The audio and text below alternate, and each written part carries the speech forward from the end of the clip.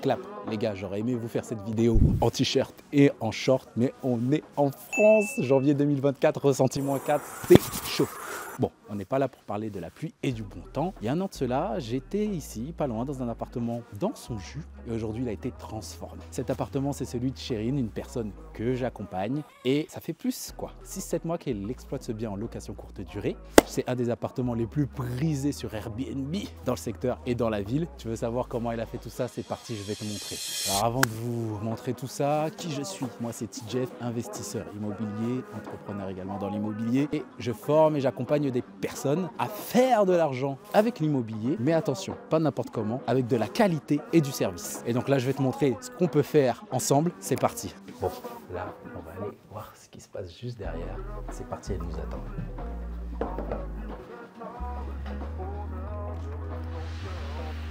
Salut! Bienvenue. Merci!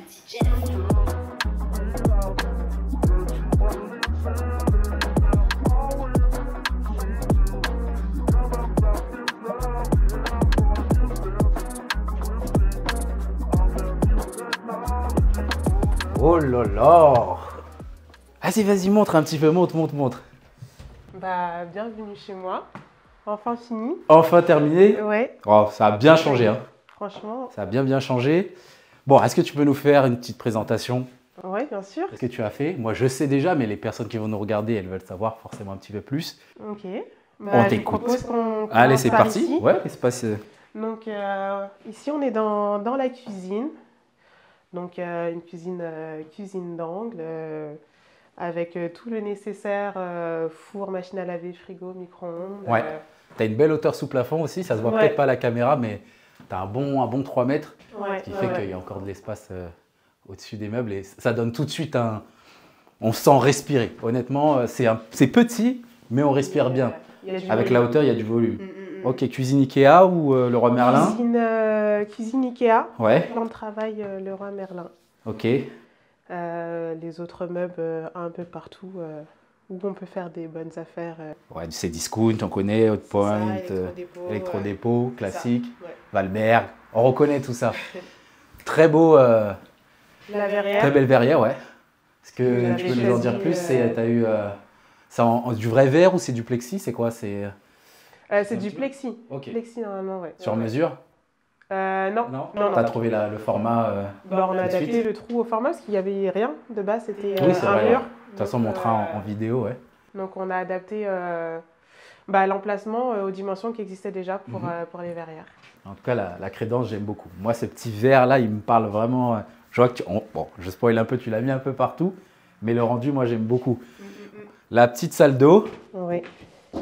Petite, mais Très fonctionnelle, hein. très fonctionnelle, ouais. Avec le ballon Ariston, qu'on On a connaît le très Cyrabelle, bien. Voilà. le verre. Bon, les gens verront dans la vidéo, on sent que tu fais du Airbnb, du booking, les petites savonnettes, le petit shampoing, le sèche-serviette.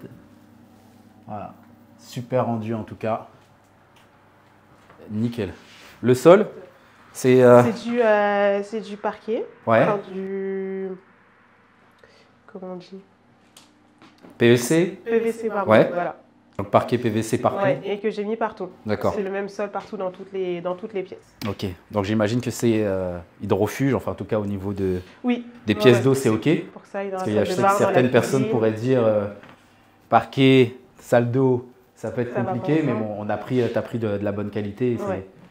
ça devrait tenir au niveau, à ce niveau-là. Le salon, l'espace salon. Ouais. Qu'est-ce qui a été fait ici?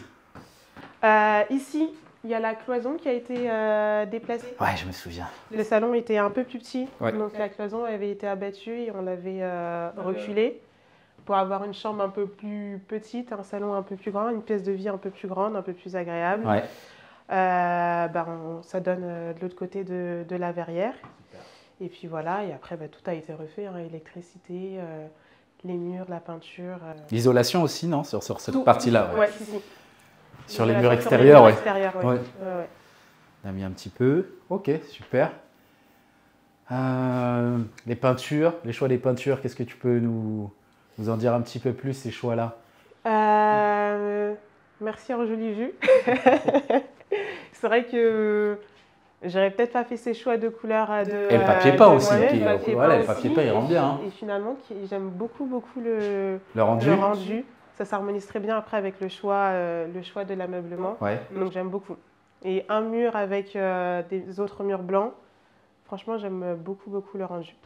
En tout cas, il n'y a rien à dire. De toute façon, les gens le verront en vidéo, mais en vrai, c'est encore mieux. Le canapé rapido qu'on connaît bien, l'incassable, qui fait lui aussi avec un matelas de 16 cm, 14 cm 14 cm, donc les gens peuvent dormir tranquille. Pour l'instant, des bons retours. Ouais, ça c'est du solide. Ok, et puis la chambre. Et enfin, la chambre, qui est une assez grande pièce quand même. Bah pour un T2 comme ça de cette taille, oui, je trouve qu'il y a au moins 12-13 mètres carrés là, ici. Ouais, 12 mètres carrés. Donc, où on a installé un grand lit en 160-200. On avait un renfoncement, donc on en a profité pour faire un beau grand dressing. Ouais, sur mesure. C'est ça, exactement. Il prend toute la hauteur et là, ça change tout de suite. Ça. Histoire de ne pas avoir l'espace perdu. Ouais. Le matelas, j'imagine qu'il se sépare, c'est ça? Il se sépare, oui. Ok, donc tu peux 82 par 200, tu peux séparer ou assembler en fonction du type de personne. C'est ça. Voilà. Ça. Tu peux aller jusqu'à 4 couchages. Exactement. Forcément, ça augmente la rentabilité, mais tout ça, on en parlera tout à l'heure de l'exploitation que tu en fais et puis des chiffres. Petit tableau de couleurs. C'est la même couleur qu'au niveau du salon ou ça y ressemble? C'est les mêmes tonalités, mais c'est un peu plus clair ici. Ok. Et puis on a le petit rappel sur les tableaux avec le papier peint du salon. D'accord. Et par puis, la petite touche en joli. Oh là là. Toujours là. Et puis bon, celui-là, c'est le classique. Ouais. Le Mike. Le Mike. Pour les investisseurs, on connaît très bien du Ikea. Et puis la petite chaise un peu scandinave qui va avec la lampe jaune doré. On est sur les mêmes tons. Ok, super. Attends, montre le miroir quand même, qui est quand même bien mignon. Moi, j'aime beaucoup le rendu, franchement. Avec les touches de marbre, de doré. Ouais, ça vient d'où ça? Ikea. Ikea aussi, ouais. Ok, ouais. Non, il rentre bien. Nickel. Bah écoute, super. Tu nous diras en commentaire ce que tu en penses au niveau des prestations. De toute façon, on mettra les vidéos au début, comment c'était, dans quel état on a trouvé. Et puis tu nous diras ce que tu penses en commentaire. Voilà. Il y a des petites touches encore qui peuvent être améliorées. Bon, ça après... L'essentiel, c'est que ça se loue, c'est que tu puisses rentabiliser aussi. Après, tu pourras toujours améliorer. Mais là, ça se loue et puis tu vas nous en parler un petit peu. Tu as des petites choses croustillantes à nous dire. Et puis là, on va aller s'installer et on va parler un peu de cet investissement. C'est parti.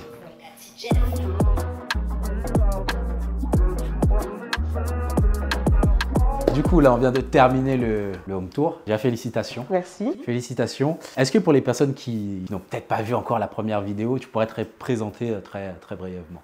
Oui, donc moi c'est Chérine, j'ai 28 ans, je suis pharmacienne, j'habite en région parisienne et c'était mon premier investissement. Premier investissement, comme on l'a dit dans la première vidéo. C'est ça. On va aller direct droit au but. Je sais que la partie la plus croustillante dans ton projet, c'était la recherche de biens. Parce que tu as une particularité, c'est que ça a mis beaucoup de temps. Beaucoup de temps. Beaucoup de temps. Je crois que je l'avais mis dans la précédente vidéo, pratiquement un an, plus ou moins. Est-ce que tu peux nous raconter? Quel type de bien déjà tu as acheté et puis après comment Ici, j'ai acheté un 2 pièces, donc un 35 mètres carrés en région parisienne. Deuxième étage. Deuxième étage, deuxième et dernier étage, proche Paris. Très proche Paris. Première couronne.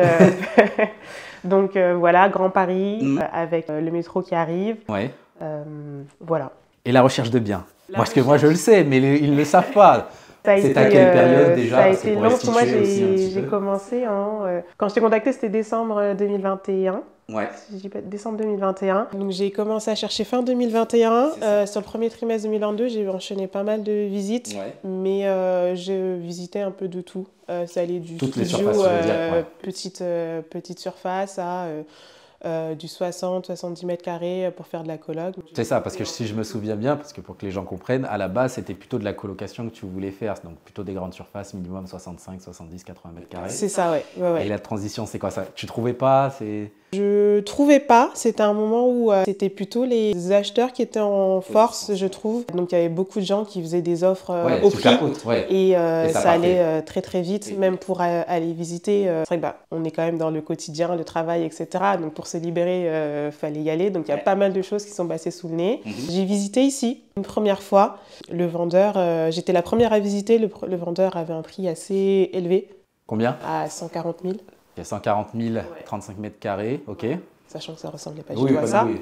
Ils vont bien le voir dans la vidéo, t'inquiète pas. Et donc j'avais fait une offre qui avait été refusée. J'avais fait une offre un peu plus élevée, refusée. Puisque Combien finalement, pour que les gens sachent un petit peu le... Si tu te rappelles à peu près, hein, c'est pas... Je crois que j'ai fait peut-être 110 au début. Donc 140 à 110. À 110, ouais. Dis, quelle folle celle-là. Et après, j'avais dû passer à 120. Ouais. Il y avait d'autres personnes qui avaient visité entre-temps, il avait préféré d'autres personnes. À combien ils avaient fait les offres? Il n'avait pas voulu me dire, il m'avait dit plus élevé que vous, mais il n'avait pas voulu donner suite. Donc finalement, le temps est passé. Donc moi, j'ai continué à faire mes visites, à me positionner sur d'autres biens. J'ai eu un bien où j'ai pu me positionner sur, c'était du off-market. Ouais. Donc quand tu dis off-market, ça veut dire que tu avais fait pas mal de visites avec des agents immobiliers avec qui tu avais bien connecté. Exactement. Et du coup, ils t'ont relancé, ils t'ont rappelé. C'est ça, ouais. Donc d'où l'essentiel de faire plusieurs visites pour pouvoir bien matcher avec les agents immobiliers. Les gens ont tendance à l'oublier. Ouais. C'est vrai que j'avais l'impression de perdre du temps pendant tous ces mois. Ouais. C'est vrai que le relationnel avait pas mal fonctionné. Donc j'ai eu une proposition en off-market. L'offre avait été acceptée, mais finalement, comme c'était la personne qui vivait dedans était décédée. D'accord. C'était les enfants qui reprenaient. Tous les enfants n'étaient pas d'accord sur le prix, etc. Ouais. Donc c'est tombé à l'eau. Okay. Et ça nous emmène à l'été 2022. Oui. Il revient à la charge. Il me rappelle en me disant finalement le bien est toujours disponible. Est-ce que votre offre tient toujours? D'accord, ça veut dire que si mes souvenirs sont bons, tu me diras si c'est pas bon. Hein. Il a eu une offre qu'il a acceptée. Peut-être la personne n'est pas allée jusqu'au bout ou elle n'a pas eu son prêt et elle est revenue vers toi 3 ou 4 mois après. C'est ça. Ouais, c'était ça. Donc il revient vers moi en me demandant si ma dernière offre tient toujours. Donc celle de 120. C'est ça. Et t'es resté à 120 ou t'as essayé de... Non, je suis pas restée à 120. Je suis revenue visiter pour voir si c'était toujours dans le même état. À ce moment-là, on est en 2022, donc le marché a beaucoup évolué. Les taux d'intérêt ont grimpé d'un coup. Oui. Donc du coup, on est reparti en négociation et après plusieurs je me souviens que c'était étapes de négociation, on s'est mis d'accord sur 115. Très correct. Franchement, tu as fait une excellente affaire. De 140 Par à rapport 115. au secteur, tu as fait une excellente affaire. Et de toute façon, tu nous diras un petit peu plus tout à l'heure. Ok, donc ça, c'est sur la partie recherche de biens. Est-ce que tu as trouvé que c'était... Tu as voulu abandonner ou pas? Dis honnêtement. J'ai voulu abandonner dans le sens où je me disais, si je trouve pas tout de suite, c'est que c'est peut-être pas le moment ou c'est peut-être pas la bonne zone. Donc c'est vrai qu'à un moment, j'ai levé le pied. Parce que c'était très frustrant de se rendre disponible, bloquer des fins de journée après le boulot où tu es quand même fatigué, des week-ends et que ça donne rien. Donc c'est vrai que j'avais beaucoup levé le pied à un moment. J'ai pensé à arrêter. Mais j'avais quand même cet objectif personnel. Je veux être propriétaire. On ne pouvait pas s'arrêter en si bon chemin. Il fallait qu'on continue. Ça a payé. On est là. La persévérance a payé. Toujours. Ok, du coup, donc là, il accepte l'offre à 115. Il y a une phase notaire. Il y a des choses en particulier à nous dire à ce niveau-là, des problèmes, où ça s'est bien passé à ce niveau-là? Ça va, ça s'est bien passé. J'ai pas de recul parce que c'était la première fois que je passais en phase notaire. Je pense que ça a été un peu plus long que ce que ça aurait dû être. Mais c'est vrai que comme le propriétaire, on passait pas par une agence, il n'y avait pas de syndic, etc. La récupération des documents nécessaires a été un peu longue. Mais sinon, ça a été. Phase bancaire. Phase bancaire, plus dure que ce que je pensais. C'est vrai que je me disais, bon, j'ai plutôt une bonne situation. C'est souvent ce qu'on se dit des fois, la banque nous permet de rester de nous mettre un peu à notre place. Ouais, parce qu'on se dit, non, notre situation, il n'y a pas de souci, on gère nickel. Et on se mange des fois des bons petits coups derrière la tête. Ouais. Et c'est pas aussi simple que ça. Donc, est-ce que tu peux rappeler un petit peu, là, on est à quelle période? Parce que les gens ils vont se dire, là, on est en janvier 2024. En novembre 2022. Donc, novembre 2022. Donc, les taux étaient peut-être quoi, 2,5? C'est ça. 2,5 à peu près. C'est ça. 2,5 au plus bas. Au plus bas. Ouais. Donc j'ai fait plusieurs banques. Il y en a plusieurs où je suis bloquée par le taux d'usure. Ouais, il y avait ça, oui. Il y en a d'autres qui me disent que l'apport que moi je souhaite mettre n'est pas suffisant. Combien? Moi je voulais mettre 10%, un peu moins de 10% même. Enfin, couvrir les frais de notaire, correspond à peu près à 10 000 €. Et donc ils estimaient que c'était pas suffisant. Malgré la situation que tu avais. C'est ça. Mais du coup j'ai continué. J'avais pris plusieurs rendez-vous bancaires dans la zone du logement, mes propres banques aussi. Et finalement, c'est l'une de mes banques qui m'a accompagnée à un taux de 2,5 qui était le plus bas que tout ce que les autres m'ont proposé, avec des bonnes conditions. Quoi, le différé? Différé de 2 ans. Magnifique. La modulation des échéances. Modulation des échéances. C'était pas les meilleures conditions par rapport à d'autres, mais ça a le mérite d'être là. Les IRA, indemnités de remboursement anticipé, tu as pu négocier. Oui, c'est ça, oui. Et puis le taux qui était bas à cette époque-là. Ouais. Et l'apport qui correspondait à ce que je voulais. Donc sur cette partie-là, tu as eu des petits soucis, mais au final, tu as réussi à avoir ce que tu voulais plus ou moins. On passe à la phase des travaux. Là, est-ce que tu peux nous en dire un peu plus? Donc tu as commencé les travaux, si je me souviens bien, février 2023, quelque chose comme ça. C'est ça, ouais. Du coup, il y a eu la signature finale en janvier, donc février. Donc ça commence en février, plutôt bien. C'est vrai qu'au début, c'est très impressionnant. Donc... Quand on s'y connaît pas, c'est sûr. Oui, et puis il y a tout qui change d'un coup, on casse les cloisons, etc. Donc, mais qu'est-ce qu'ils font? Et puis aussi le relationnel avec les gars des travaux. C'est ça, oui. Tu n'as pas l'habitude. Oui. Les artisans, on sait comment ils ont leur personnalité. C'est pas forcément évident avec toutes les personnalités pour que ça matche. Toi, comment ça s'est passé? Ça a été, franchement, franchement, ils ont été très sympas, très pédagogues. C'est vrai que des fois, je pensais passer un coup de vent et finalement, je reste 1 heure, 1 heure et demie à apprendre. C'est ce qu'ils font pour apprendre. Qu'est-ce qu'ils font? Comment la plomberie est faite, comment l'électricité est faite. Donc, franchement, c'était très intéressant. Mais je pense que à un moment, j'aurais pu mettre un peu plus de distance pour être un peu plus ferme. Parce que ce serait comme d'un moment. Tu as voulu être un peu trop friendly. Et du coup, tu as senti que eux, du coup, ils étaient un petit peu plus laxistes, c'est ça? Et que ça avançait un peu plus lentement. C'est ça. Parce que ils avaient prévu combien de temps au départ au niveau des travaux? C'était censé être 2 mois sur le papier.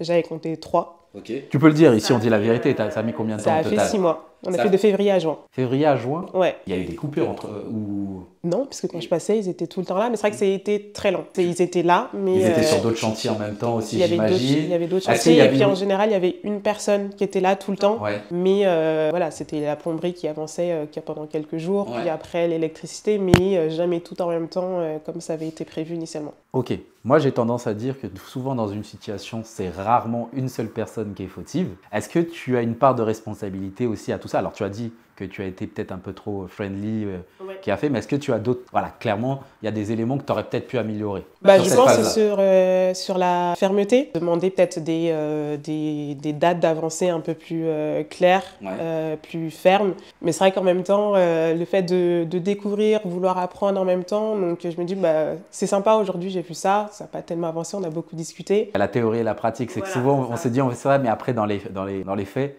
et pour toutes les personnes qui font de l'immobilier, on sait que ça se passe comme ça, c'est que souvent on se donne un délai, mais il y a des faits de jeu. Et ça fait partie du process en fait, ça fait complètement partie du process, donc ne te dis pas ça va plus jamais se passer, non, ça va, je te le dis, sur tes prochains ça va se passer aussi, il y aura des galères, et c'est comme ça. Est-ce que tu as autre chose aussi à nous dire? Peut-être tu as eu des difficultés sur certains postes ici, électricité, plomberie, peinture, est-ce qu'il y a eu des difficultés particulières? Il y a eu des incompréhensions. Non, voisinage, franchement, ça a été. On les avait prévenus, donc ça a été. Et les artisans travaillaient vraiment sur des horaires de bureau, donc ça ne dérangeait pas plus que ça. Des incompréhensions sur ce qui était attendu dans la salle de bain, sur les couleurs, les peintures, etc. C'est vrai qu'au début, je passais 1 à 2 fois par semaine. C'est correct. Après, c'était plutôt des échanges par message, par appel, etc. Donc, il y a eu des petits quiproquos, des incompréhensions. Je me souviens qu'au niveau de la porte, il y avait eu des petits soucis au niveau de la porte, non?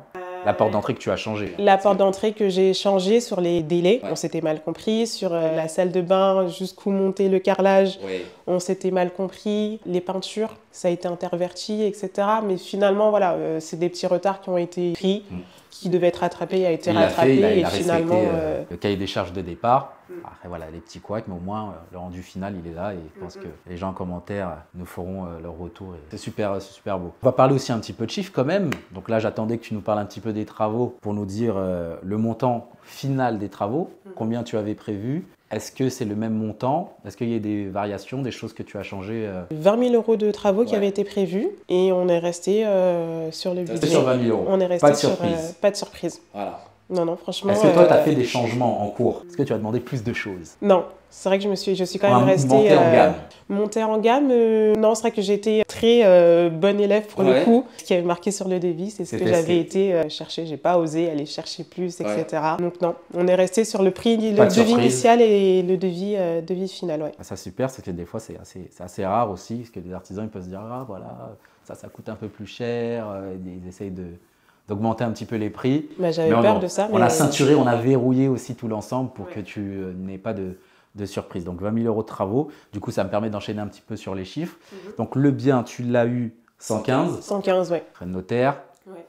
Travaux, frais de dossier, frais de garantie, tout ça, ça a donné combien au total en prix de revient? Donc 115 le prix du bien, un peu moins de 10 000 les frais de notaire, plus frais de dossier, comme c'était ma banque qui m'avait fait des petits prix, donc je crois qu'on était à 10 000 et quelques, quelque chose comme ça en tout avec les frais de notaire que j'ai mis comme apport. 20 000 € de travaux. Ok, donc ça fait 145. Et je m'étais fixé 3 000 € d'ameublement. Que tu as respecté? Que j'ai respecté. C'est vrai qu'à l'après, voilà, le projet a évolué aussi. Tu peux le dire, dis la vérité. Qu'est-ce qui a évolué? De base, je voulais faire de la location simple. Meublé. Meublé. Donc après, je pensais pas forcément à ces aspects de déco. Comme quoi, par exemple? Je pensais pas rideau, par exemple. Tu voulais pas mettre de rideau? Je m'étais dit, c'est de la location simple, je laisserai les gens... En fait, je pensais mettre du gros mobilier et les gens, laisser la personne qui vivra donc, sur du long terme apporter sa touche finale. Comme le projet a évolué, finalement, c'est de la location courte durée. C'est vrai qu'il y a des petites touches après qu'il a fallu ramener. Par exemple, la vaisselle, fournir du coup... Après, en meublé, tu dois ramener la vaisselle aussi. Hein. Tu as une liste. Hein. Je m'étais mis au minimum. Dans mes projets initiaux, par exemple, du coup, j'avais pas prévu tout ce qui allait être fourniture Internet, la télé n'est pas obligatoire. Ouais. Après, donc finalement, c'est des petites choses comme ça où j'avais pas initialement prévu. Donc ça a 3 000 €. Donc j'ai essayé de rester toujours dans mon budget. Je pense que si j'avais été au bout du bout, en termes d'ameublement, de décoration, oui, on dépassait. Mais tu es resté à 3 000. Je suis restée à 3 000. 3 000, donc allez, on va dire grosso modo, le prix de revient 150 000 €, tout compris. Ça fait plus 148, mais 150 000 €. Aujourd'hui, janvier 2024, tu penses qu'un bien comme celui-ci pourrait se revendre combien? D'après mes calculs, je suis Parce que j'ai fait mes calculs en amont aussi, mais oui. Je suis quasiment au prix du marché, en sachant que du coup, là, l'immobilier a tendance à baisser à nouveau. Je suis passée là, avant de venir checker un peu les annonces des agences. J'ai vu des 25 mètres carrés à 130 000 €, donc je pense que c'est pas déconnant. Que là, à peu près les 150 000 €, ça puisse être le prix du marché. Le prix au final, Ok, super. Tu as parlé de location courte durée. Je pense que les gens, en plus, on m'a posé pas mal de questions aussi sur Instagram pour savoir un petit peu plus. Donc, tu as fait le choix de la location courte durée, j'imagine principalement pour la rentabilité. Exactement. Peut-être pour d'autres raisons. Tu veux nous évoquer? J'ai voulu essayer. T'entendais partout, par là. T'entendais parler. Les travaux se sont finis fin juin. C'était le début de la période estivale. Je me suis dit, j'ai rien à perdre. Au pire, si ça ne marche pas, en septembre, je remets en meublé classique. Aucun problème. Et finalement, ça se passe bien. Donc, quelques mois après, on est toujours en location courte durée. Ok, donc si on est toujours en location courte durée, c'est que la rentabilité est au rendez-vous. Est-ce que tu peux... Bon, on va aller droit au but. Est-ce que tu as eu des problèmes? Parce que c'est ça aussi, ce que je ne veux pas faire croire aux personnes que tout est lisse, que tout est nickel, que tout est beau. Dis-nous les problèmes que tu as pu avoir sur cette activité-là. Je suis tombée sur des mauvais voyageurs. Ok, les premiers, les seconds, les tout premiers. Le premier? Les premiers? Tout premier. Ah ouais. J'ai une réservation quasi tout de suite après la mise en ligne. J'ai une prolongation, donc c'est vrai que sur le moment, je me dis, trop bien, ça leur a plu, ils ont prolongé. Donc ils ont pris 2 semaines, ils sont restés 3 semaines? Ils sont restés 4 jours. 4 jours, ok, donc vraiment petite quoi, ok. Donc juste après cette première location, il y en avait une autre qui s'enchaînait, donc j'avais une petite fenêtre de tir pour venir déposer, je sais plus, un petit matériel que j'avais oublié avant la première location. Donc je viens très rapidement entre midi et 2, je trouve l'appartement ravagé, vraiment. Donc ils sont sortis, toi tu es venu, ils sont peut-être partis je pense qu'ils étaient partis peut-être une heure avant. Et toi t'es arrivé entre midi et 2. C'est ça, et le ménage devait se faire après. Donc j'ai le temps de voir de mes propres yeux. Wow. Raconte, il y a eu quoi? Donc j'arrive dans le salon qui est complètement en bazar, des chaises renversées, la table à l'opposé. J'aperçois un petit bout de bois là par terre, je vais dans la chambre, je me rends compte que c'est le pied de la chaise qui est complètement cassée. Ouais. Je vais dans la cuisine, la salle de bain, de la nourriture, des couverts dans la salle de bain, des mégots, etc.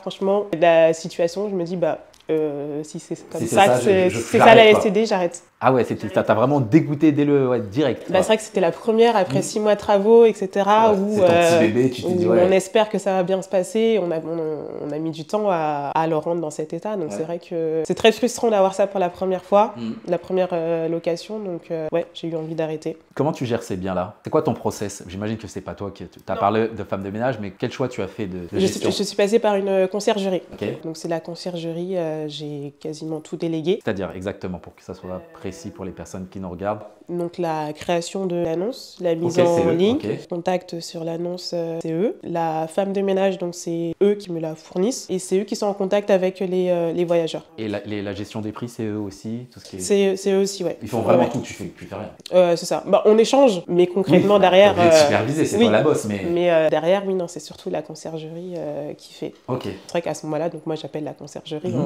Et si on a d'être assuré, est-ce que ça se passe toujours comme ça? Est-ce que bah, je devrais arrêter parce que toutes les autres réservations vont se passer comme ça? Ouais. Du coup, donc, tu délègues tout. Ouais, c'est ça. Tout est délégué. Tu regardes pas même un petit peu sur Airbnb Booking, voir ce qui se passe ou par curiosité? Je regarde les commentaires, etc., voir ce qui en est dit. Éventuellement, quand on échange, s'ils ont des retours, change un peu d'habitude, des mauvais retours. C'est eux qui répondent aux commentaires aussi? Oui. D'accord. C'est ça. Et globalement, qu'est-ce que les gens disent de cet appartement? Les gens sont plutôt contents. Ouais. Les gens sont plutôt contents de la localisation. Parce que, bah, comme je disais tout à l'heure, on est en petite couronne, on est assez proche des transports. Il y a la gare qui est accessible à pied. Ouais. Il y a aussi des bus qui ramènent à la gare, etc. On n'est pas loin d'autres sites importants où il peut se passer des événements. Donc c'est pratique aussi. Le confort aussi est apprécié. Décoration. De toute façon, on affichera en commentaire, outre la ville, etc. Mais on mettra les commentaires. Mais globalement, les gens globalement, les gens sont contents. J'en ai déjà vu quelques-uns qui se plaignaient plutôt de l'environnement hors l'appartement, copro, etc. Mais après, ça, c'est des choses qu'on ne maîtrise pas, qui logiquement vont s'améliorer dans le futur, mais voilà, qui à date, on ne maîtrise pas. Donc, on fait avec aussi ces retours. Ok, bon, maintenant il va falloir que tu nous parles de chiffres quand même. Hein. Ça donne quoi ici? Une location courte durée, un 37 mètres carrés, qu'est-ce que ça donne? Qu'est-ce que ça donne? Alors ça dépend des périodes. On va dire bon, maintenant, ce qui est bien, c'est que tu as un recul sur à peu près 6 mois. Ouais. Quel est le taux de remplissage moyen? J'ai été alors on va dire quoi, entre 50 et 90%. Ok, c'est très bien. Ouais. J'attends de voir là ce que ça va donner sur des mois là, sans vacances, sans gros événements. Ouais. Mais c'est vrai que là, c'était des mois qui ont été très rentables. Tu loues combien la nuit? Je loue, alors le prix normal c'est 90. Très bien, pour un 90, T2. C'est quoi? Quand tu dis c'est ton minimum ou c'est le prix moyen? C'est le prix moyen. Okay. Mais c'est vrai qu'après, ça peut aller des fois en dessous en période creuse, mais ça peut aller bien au-dessus aussi. Ça peut aller bien au-dessus. On va dire 90 €. Tu arrives à louer peut-être entre 18 jours, 20 jours dans le mois. Ouais. Il y a eu des très bons mois où ça a été... plein tout le temps. Ouais. Mais sinon, c'est ça. En moyenne, on va dire 50%, ça a été le plus bas. La fourchette. Et donc, ça donne une moyenne de combien à peu près en termes de revenus locatifs? En termes de revenus, je dirais en moyenne 1500, 1700 de chiffre d'affaires. Et 2000 € peut-être. Il y a eu des mois un peu plus de 2000. Super. Et tu payes combien de mensualité, rappelle? Nous? Je paye pas encore de mensualité. Voilà. Et sinon. Mais quand on sera hors différé, parce que sinon les gens vont dire on triche. Après le différé, tu paieras combien? 600 €. 600 € de mensualité. Pour à peu près entre 1500 et 2000 € de rentrée. C'est ça. On est d'accord. Il y a des charges. La conciergerie, tu payes combien? Je paye 20% du chiffre d'affaires. Ok. Sachant que, comme on a dit, ils font. Ça reste correct par rapport à ce qu'ils font. Les consommables aussi sont fournis. Les linges de lit. C'est ça. Ils font repassage ici ou j'ai pas vu s'il y avait ils repassaient le linge de lit ou pas? Oui, Bon, ça reste, Ouais. moi j'ai vu, ça reste quand même très Ouais. présentable. Donc Les 20%. ouais, 20% pour tout ça, avec les consommables, je trouve qu'il est très, très raisonnable, vu le travail qu'il y a derrière, le service dont je suis satisfaite. Donc 20% pour la conciergerie, et après, bah, tout ce qui va être électricité, T'en as Internet, combien pour etc. l'électricité à peu près? Électricité, j'en ai pour 60 euros, ça va. Internet, 20 euros. Charge de copropriété? Charge de copropriété, c'est à 300 L'année? de trimestre. Le trimestre? Ouais, Ok. donc 100 euros par mois. Taxe foncière? Un peu moins de 600 euros, donc quoi, c'est 50 euros par mois. Ça fait quand même un bon petit cash flow. J'enlève le différé, même après le différé, Même après le différé, non, non. ça reste quand même C'est très satisfaisant. intéressant. Ouais. Très Ouais, ouais. intéressant. Super. Alors je vais regarder un petit peu, il y a des gens sur Instagram qui ont posé 2-3 petites questions. Bon, il y a certaines, on a répondu. Quelqu'un qui demande, Hello, depuis quel l'exploitant LCD, son moment le plus haut et le plus bas? Alors je ne sais pas à quel niveau, mais ton moment le plus haut, peut-être où tu as été la plus euphorique, où tu t'es dit, ah ouais, là c'est Le moment où c'est j'étais vraiment ça, ou... Bon, le plus bas, je pense que tu nous l'as dit. C'est ce Voilà, que je viens de mais vous le plus haut. raconter. Le plus haut, c'était à la fin de l'été, quand je me disais, bah, ça y est, la vague est passée, c'est fini les vacances, il n'y aura plus rien qui se passe. Ouais. Voir les réservations qui continuent de tomber, c'est vrai que du coup, c'était très satisfaisant. Et je me dis, bah, j'ai fait le La bonne bon choix. dopamine, quoi. Ouais. Ah. Et donc, très, très, très satisfaisant. Ouais. T'étais en vacances encore? J'étais en vacances Ah, encore. mais faut le dire, t'étais loin, bien. J'étais à l'autre bout du monde et Ouais. les réservations tombaient encore. Donc, c'est vrai que c'était très satisfaisant. Ouais. Ok, bah, on a répondu à ta question. L'ameublement, tu en as parlé. Le coût, la prospection, on en a parlé au début. Et puis la stratégie de mise en location pour automatiser, bah, tu en as parlé. Donc je pense qu'on a fait le tour. Quel mot de la fin tu veux nous dire par rapport à ce projet? Je pense que maintenant tu as du recul sur tout ça. On s'est rencontrés, comme tu l'as dit, fin 2021. On est en janvier 2024. Ouais. Qu'est-ce que tu peux dire de toute cette expérience? Je trouve que c'est une expérience très enrichissante qui permet d'en apprendre plus sur soi-même, de se challenger. Je sais que par exemple, moi, tout ce qui va être relationnel, c'était quelque chose sur lequel je me suis pas mal améliorée. Ouais. De savoir trouver du temps pour les choses qu'on veut vraiment. Très important ça. C'est-à-dire Focus. se déplacer s'il faut aller chercher un bien, quitte à mettre d'autres activités Faut le dire. à côté. D'autres activités, peut-être la vie un peu personnelle aussi. C'est ça. Faut le dire. Se déplacer entre midi et deux pour venir voir les travaux, quitte à manger un sandwich dans le RER. Ouais. Voilà, c'est toutes ces petites choses, donc de se donner les moyens pour avoir ce que l'on veut. Tout à fait.